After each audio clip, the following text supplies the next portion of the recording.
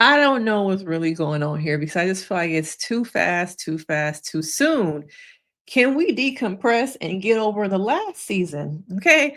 And then are we going to get any marriages? Okay. We on season 11. How many marriages have we gotten from this show? Okay, somebody let me know in the comments. Okay. But if you're new here, I'm Denise Brady. I'm a licensed marriage and family therapist who loves reality TV. All the things, relationship. I'm your girl. Okay. I'm the one. I'm a therapist, but I love a little bit of, messiness. Okay. So when this season came back, I'm like, damn, like, where's the promo? Like, where it come from already? But advertisement dollars, all those things matter more than promoting a show. And if you ask me, the show was not promoted enough this season.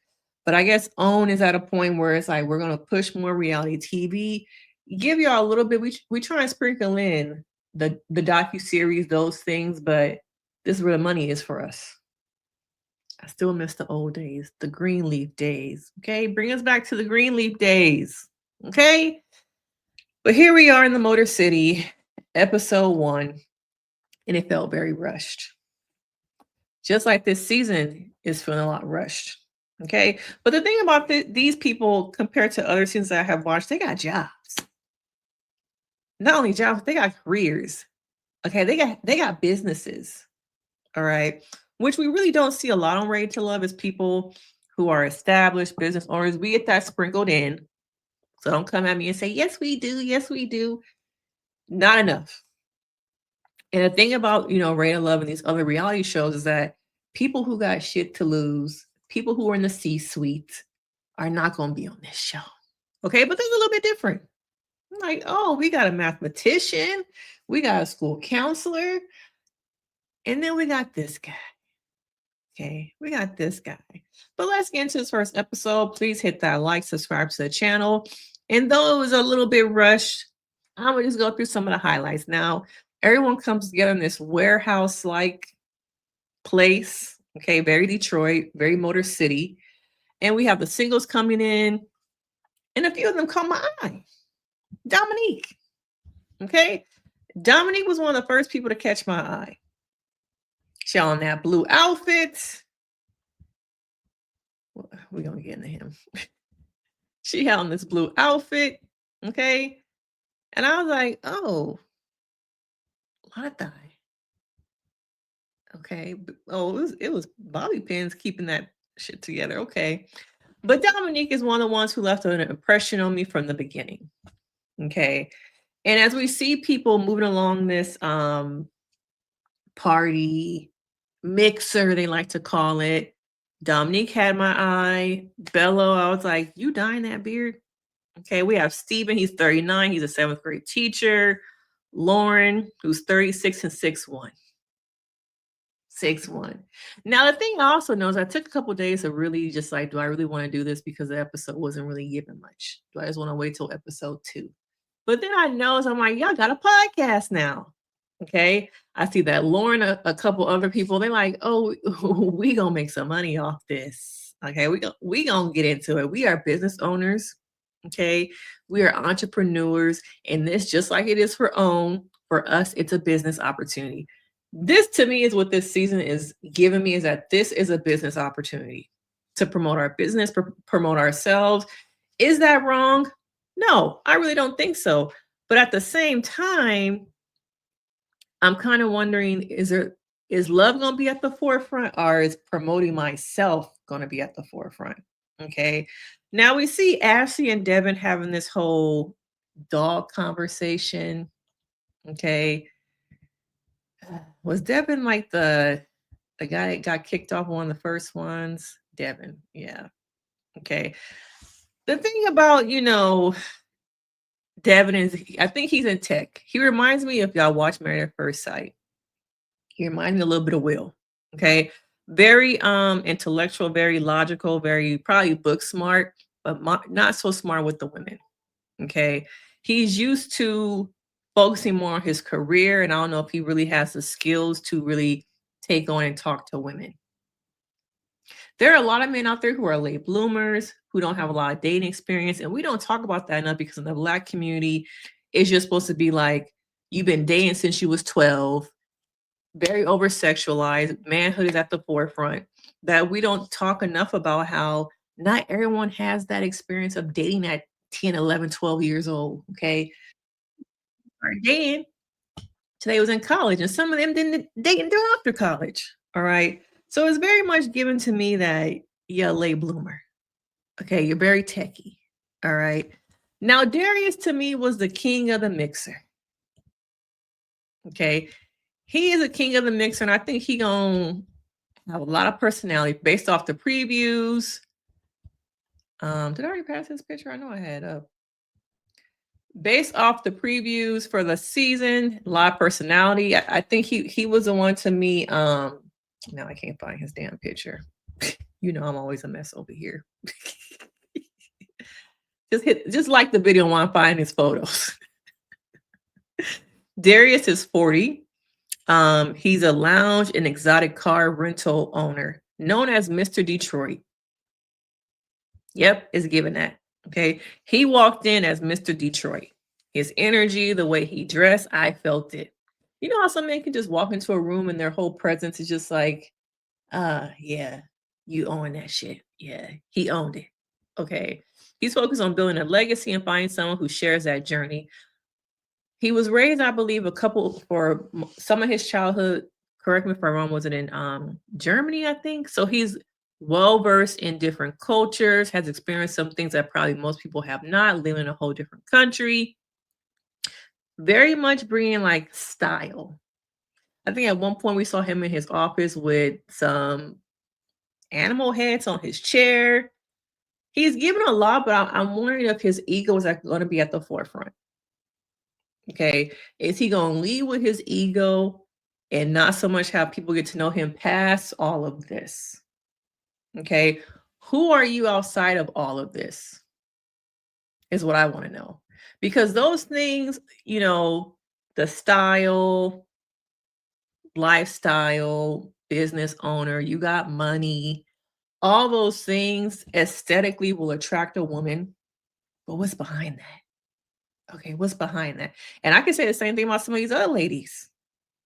Some of y'all showing up with the girls way up at your neck, slit all the way up to the thigh.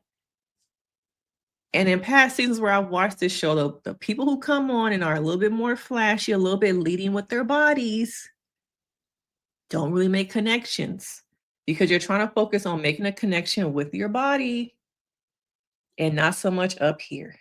Okay, not so much up here. But yeah, he really did, walk in and it was known. Okay, it was known. Now there's this other guy with this whole Playboy tattoo. Okay, y'all know I'm not good at the names, so we're gonna have to just scroll down. I like her. She's a mathematician. Might be too smart for this show. Okay, all the way up at the neck, all the way up at the neck.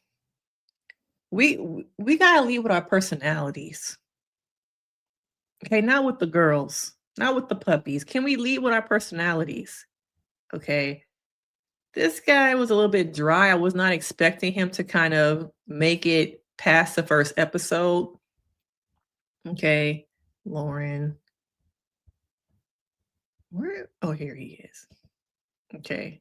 This guy. F boy vibes in the streets.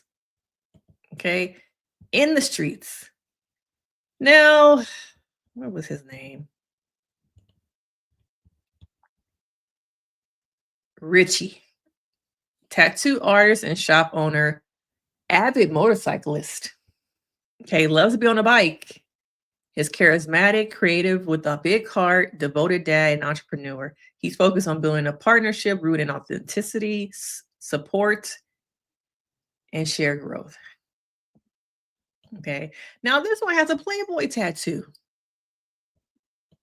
Okay. Now when asked about the Playboy tattoo, he's like, "Oh yeah, it's to remind me of my brother." And I forgot who he was talking to, but the girl was like, Playboy tattoos mainly mean that you be in them streets. You kind of a playboy. Nah. Maybe like Maybe like back in the day, but no, it's a symbolization of my brother. Who is buying that? Okay. You own a tattoo shop. You like to ride bikes. You got a Playboy tattoo. You're lying. You're lying. That's like somebody saying they got lips tattooed on their neck and it's for their mama. It's for my mama. But this one is not ready for love already. I don't think so. I think starting off on a lie, just say, yeah, it's a tattoo I got. I've moved past those ways. Those are not who that's not who I am anymore. But you're not really selling me. Okay, you're not really selling me. And then let's get to Dominique. Okay, we are kind of talking about her at the beginning. Let's move it on back. Okay, let's move it on back. Hit that like, subscribe to the video, do all the do's. Okay. Now she has this cover up tattoo, which is terrible. Okay. She has this cover up tattoo. Dominique is used to, she's a, what's the word? She's an influencer, but damn, what's the word that they refer to people as? Not a social climber. She's a social girl. I can't think of the right term. Okay. She's known to how she's dressed. She'd be at the game, socialite. Okay. She's a Detroit socialite. And so she's known, one of the girls says she was happy to see her. I guess one of the girls was fangirl a little bit. Okay. But she's known to date people in the industry. She has this tattoo. She's talking to, I forgot his name, but she's talking to one of the gentlemen, and you could see looking at her, you can even in this photo, I could see the name. Okay. Can I read it from my computer screen? No, but I could see it. Okay, so I'm having a conversation with you, and yeah, I noticed that you got some names on you. Like, tell me about that. And she's like, I don't want to talk about my exes. Why do I have to be defined by who I dated when I dated them? And she gets a little bit defensive. And the gentleman is like, well, how long ago did y'all break up? She's like, well, like 18 months. Okay. Now it's not even the tattoo is one person's name. I think she has two tattoos of two different men's names. So when she dates somebody, she committed. Okay. But you have to know that if you are a well-known socialite, somebody who has dated ballers, industry people, your new partner is going to want to know about them people. Whether they worked at UPS or they play for the Detroit Pistons. You know, in this mixer, I kind of want to know a little bit about you, your relationships, um, what happened with those things, why are you here now? Those are a part of your story, but they're not your full story. Those things, those relationships do not define you. And I think in some ways, because of the men she has dated, because she's a socialite, I think that men see her and she is defined by those relationships. And it shows because she becomes defensive. I'm guessing she gets asked about those relationships quite often. But you know, if you was at one point dating Dr. Dre and you want to date me and I, work at a school, I'm gonna bring up some questions. But at the same time, did it bring out his insecurities? Just because I dated, Dr. Dre, just because I was known to date 50 Cent, does not mean these are just like examples. Just because I've dated those type of people does not mean that I'm not interested in dating somebody who works a 9 to 5. I see that aspect, but I also see someone could think like, oh, you're used to a certain lifestyle. And maybe I'm just not in a place to give you that lifestyle. So having a conversation and me getting to know you will let me kind of see past those relationships, those high profile things you've been involved in to see if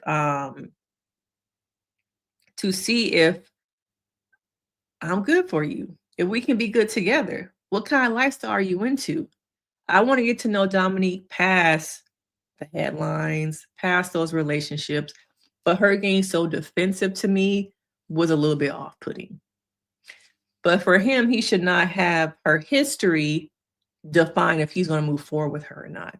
That wasn't fair either. Okay. But you kind of know.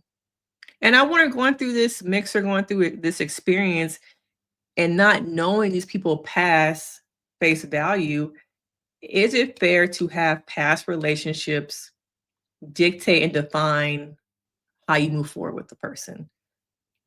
Where you're only having a conversation for maybe an hour, maybe half a day, maybe half a day. Is that enough time to decide if you're ready to love? Okay. Is it enough time? But time will tell with Dominique. I think she has to like kind of let down the defenses. Long as I believe and know that those relationships don't define me, my reaction does not have to be that I become defensive. Yes, it was a part of my life. It is not my life.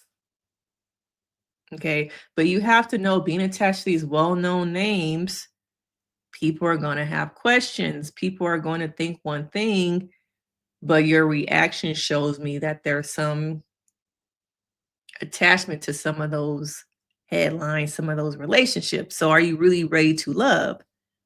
I'm not quite sure. Okay. Now, I think there's this other girl, I think her name was Ashanti. She started talking about some bullshit about pretty privilege. And then did she say some stuff about women hating on her for being like light skinned or something? Now, I watched this episode a couple days ago. Is this her? I thought her name was Christina. I originally wrote down Christina, but then she go by Tina or something like that. She cut her name in half. So she's a massage therapist, creative, devoted mind with a big heart and a love for music, the Motor City, Music City. She values authenticity, emotional connection. I think it was her who said something about they be hating on her because she looked good and she light skinned. This has been a conversation that has come up recently, the pretty privilege and the egos, y'all. The egos. Okay. Now I'm curious to see how she move along this season, but the whole conversation of, people be hating on me and it's because I'm light skinned, it's because I'm so pretty. It's giving fragile ego. It really is. Okay. It's really giving fragile ego. And I need the egos to kind of simmer down. Okay. Simmer down a little bit. All right. Simmer down. But I think these were primarily the people that I found most interesting. A lot of people who are very established here. Um, and I wonder if it's for business or people are really here to love. Okay. Are you really, really here to love? Now we also get Tommy comes in. He pulls the ladies, he pulls the men. Who are the men who stood out for the ladies? Who are Darius, Vince, Bello, and Steven? Richie is, of course, a no. The Playboy tattoo sealed your grave. Okay, and for the men, the standouts were Donna, Lauren. Why did I put Xavier? There were a couple stands out. For the nopes, they said Dominique was a nope. Now, Dominique being a nope, her being so beautiful, I was not expecting that. I think they said Ashanti was one. I wrote down Diamond, but I don't remember Diamond being that prevalent in this episode. So correct me if I'm wrong. Now, Dominique is a no for them. They got to give her a chance. But she hasn't let down her defenses to let people in. I just think those high profile relationships, the hurt from those relationships are still there. And I just don't know if she has healed from those relationships. 18 months. I'm not sure how far she is. This girl too, I thought she was going to be more of a standout. I liked her in the beginning. But I forgot what it was that made me kind of be like, eh. The men were very much into her. Okay. I still think she's gonna be a standout. Okay. I still think she's gonna be a standout. Okay. But Dominique, I think she needs to kind of let her guard down a little bit. You have to set the tone of those relationships do not define me. I'm moving on from those relationships. I am really here for love.